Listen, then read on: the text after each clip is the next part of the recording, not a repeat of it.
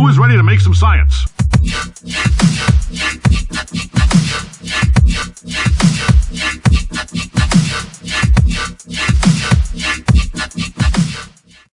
Hey everybody, it's me, DeoGenZ, here to discuss an important issue infecting the entire Pokemon community that we learned about last week, where Nintendo dropped the perma-ban hammer on about 6,000 hackers in Sun and Moon, so that they're no longer able to get on Wi-Fi. Now, you may wonder, Dio, I'm not a hacker. Sure you're not, but what about perhaps you're following my glitch guide and you transfer some of those red, blue, and yellow glitches over to Sun and Moon? Could that possibly kick you off?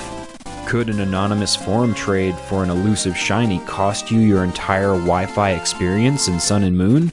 Well, I've got some facts for you, and we're going to discuss what we know already and how you can best protect yourself from the Nintendo ban hammer.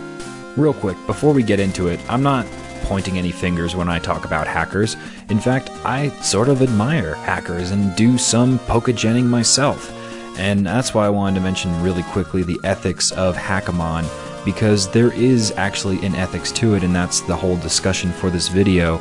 Because if you hack ethically, I feel that it's the perfect way for Pokemon to be played, honestly, where you get all the options, all the effort value trained Pokemon to choose from, and you basically see which strategies work the best.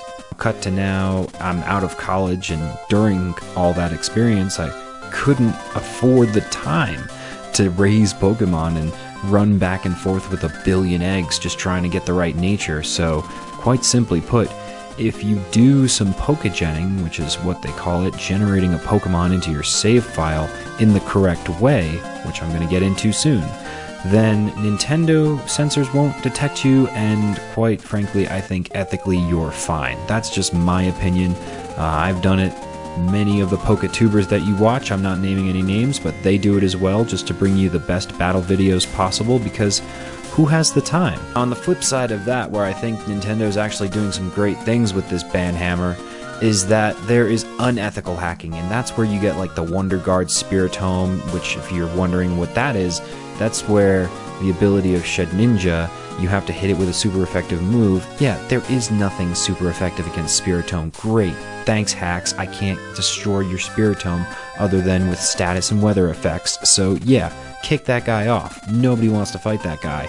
There's hackers who permanently alter their Pokemon to be Mega Form so they could have an entire team of Mega Evolutions plus Z Crystals. I mean, we're talking some crazy stuff. Magikarps with Hyper Beams. Those people just need to stop. And hey, if you want to do that in your own game and run wild with the save file and just keep pushing the digits until the game breaks, go ahead by all means. That's your right to do so. It's your game. But when you try to take that into the Wi-Fi competition zone and you try to act as if you've got some skills and that you've trained so hard when you're just trying to trap people with these abilities and attacks that aren't possible, it's just not fair to regular players. Now for the facts to protect yourself. So you know if you've actually traded with somebody who's given you a Pokemon that you probably think is glitched or hacked, it has some weird effort value stats, it just doesn't seem right, it's super powered, or it has a move that it's not supposed to, don't worry. Don't bring it online, obviously, because it won't be permitted. I really don't recommend that you push Nintendo's sensors. I think the main thing we need to be concerned with in this video and in your games, my games, anybody who plays Sun and Moon, is the idea of game sync and what you have in that game file. So follow me on this. If you trade with somebody a Hackamon, they tried this already with X and Y and had tremendous backlash. So be sure to be safe. Don't bring them onto Wi-Fi. That would be foolish. Again, no Hyper Beam Magikarps. It just doesn't make sense. You're asking for it at that point. You're like, look at me, I have things that aren't supposed to be here. But there's an argument that with X and Y, since they relinquished that whole banning of people who had any sort of Hackmon, then I'm pretty sure they're going to do the same in Sun and Moon. So now let's get into the core mechanics of how you actually get this altered save file. What's the difference between an altered save file and something that's just a Hackamon? We'll see. If you are just a regular player and you trade with somebody who's generated a Pokemon, hacked a Pokemon, then you only have that bit of code, but you haven't core altered your save file. You haven't altered your own game, so you're fine. Whereas if you are the person generating these Pokemon, then you may have to be concerned. And again, I reiterate, GameSync is your enemy. GameSync is essentially the NSA for Nintendo. It's Nintendo's security action, where if they sense your ass playing any Hack'emon, they are going to punish you, and they're going to bring the ban hammer down on you. So be advised with these tips that I have for you if you do plan to generate Pokemon. I say this all with noting I do this and have been testing my own game with generating Pokemon. I've been genning since, well, Generation 5. And it seems like you're pretty much safe as long as you don't try to go over Arceus God mode or something and go crazy creating Pokemon that simply don't exist in the games. And on a quick note of Pokemon that don't exist in the games, I mentioned red, blue, and yellow glitches. Well, I've been seeing these comments that I'm showing on the screen here, and a lot of people have been having trouble with those that they transfer over, and myself included. Interestingly enough, I can transfer over Glitchmon, but when I teach them a move with a TM, they no longer are accepted by Wi-Fi. So all natural moves are accepted, TMs are not. And the odd thing is, even when I try to teach my regularly obtained Venusaur from the Bulbasaur they give you in the regular yellow version game, it was not able to learn a TM either and go online, so it may be glitches still in the transfer of Pokemon Bank. More on that to come later.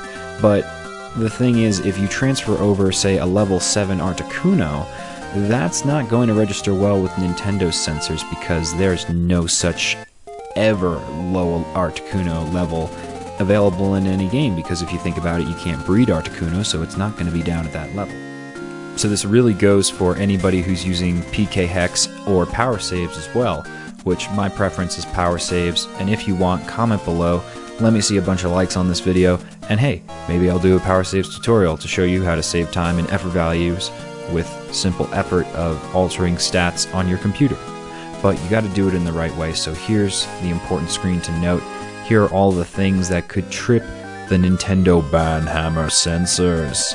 So it's really a lot of calculation things. It's really a lot of checking back and forth between Cerebi if you're trying to generate good Pokemon, because you don't want to generate a Pokemon just off the top of your head and think, you know, I think that the Alolan Muck has access to like a Mega Punch, but I'm not sure, and then add it on there, and then turns out it actually doesn't have access to that.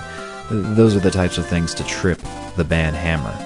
Effort values that are beyond their range. Remember, 252 per stat and overall 510, so don't go beyond that. As I mentioned earlier, impossible to learn moves, impossible abilities for the Pokemon. Be sure to reference Bulbapedia or Cerebi in detail. When it comes to negative experience points, it's an interesting glitch I noticed when using power saves, at least. When you give a Pokemon more experience than it can actually maximally gain. So again, you have to go back to Cerebi, and it says it all on the Pokedex entry what its maximum amount of experience points are, but if you do this accidentally, it's actually very easy to reset itself back to the proper level. Even if it's at level 100, just enter a wild Pokemon battle, and afterwards your Pokemon will be all reset and can enter into the Wi-Fi battle zone unscathed. Another minor thing you might want to keep in mind if you're editing absolutely everything on the Pokemon is what it was captured in. A cherished ball, a heavy ball, those kind of things aren't typical balls to be found in the Alola region, so be warned. And finally, the shiny stat.